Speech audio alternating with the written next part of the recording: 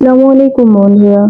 আজকে আমি আপনাদের সাথে শেয়ার করব পটল আলু আর মাছের সুন্দর একটি রেসিপি। এই তরকারিটা খেতে কিন্তু অনেক মজার। পটল আলুর তরকারি রান্নার জন্য আজকে আমি জাপানি মাছ নিয়েছি। মাছগুলো আমি সুন্দরভাবে পরিষ্কার করে ধুয়ে নিয়েছি। এবার আমি এর মধ্যে দিয়ে দিচ্ছি লবণ, হলুদের গুঁড়ো, মরিচের গুঁড়ো। এগুলো দিয়ে আমি মাছগুলোকে সুন্দরভাবে মাখিয়ে নেব। প্যানে আমি তেল দিয়ে দিয়েছি, তেল গরম হয়ে গেছে। এবার আমি এক এক করে মাছগুলো ভাজার জন্য দিয়ে দিচ্ছি।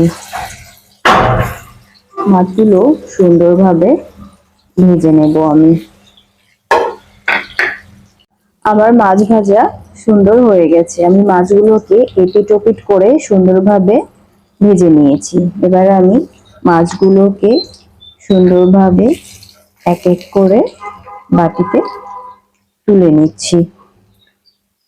পটল আলু তরকারি রান্নার জন্য আমি হাফ কেজি পটল আর 5টা ছোট সাইজের আলু কেটে নিয়েছি। আমি পটলগুলো কিভাবে কেটেছি দেখতেই পাচ্ছেন। এবার আমি পটল আর আলুগুলোকে সুন্দরভাবে হালকা করে ভেজে নেব। সেই জন্য আমি এগুলো প্যানের মধ্যে দিয়ে দিচ্ছি।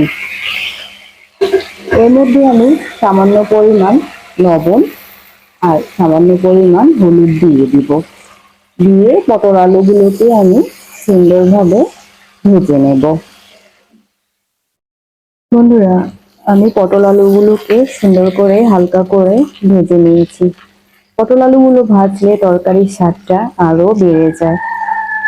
আমার পটল আলুগুলো ভাজা হয়ে গেছে। এবার আমি এগুলো তুলে নেব। প্যানে আমি তেল দিয়ে দিয়েছি। এবার মশলা হিসাবে দিচ্ছি আদা, রসুন, জিরা বাটা, হলুদ, লবণ, মরিচের গুঁড়ো, ধনিয়ার গুঁড়ো। এবার আমি মশলাগুলো তেলের মধ্যে দিয়ে দিচ্ছি। আমি মশলাগুলোকে সুন্দরভাবে কষিয়ে নেব। মশলাগুলো আমি সুন্দরভাবে কষিয়ে নিয়েছি। এবার আমি এর মধ্যে ভাজা পটল আলুগুলো দিয়ে দিচ্ছি। ভাজা পটল আলুগুলো হালকা নেড়ে চেড়ে মশলার সাথে আমি কষিয়ে নেব। বন্ধুরা, পটল আলুগুলোকে আমি সুন্দরভাবে মশলার সাথে কষিয়ে নিয়েছি। এবার আমি এর মধ্যে পানি দিয়ে দিচ্ছি যাতে পটল আলুগুলো সুন্দরভাবে সেদ্ধ হয়। এবার আমি এটা ঢাকনা দিয়ে ঢেকে দেব। তরকারি সুন্দর বলক এসে গেছে। এবারে আমি এর মধ্যে ভাজা মাছগুলো দিয়ে দিচ্ছি। সামান্য একটু নেড়ে চেড়ে আমি আবার এটা ঢাকনা দিয়ে ঢেকে দিচ্ছি। বন্ধুরা, আমার রান্না হয়ে গেছে। আপনারা বাসায় এভাবে পটল আলুর তরকারি রান্না করবেন। এটা খেতে কিন্তু অনেক মজার।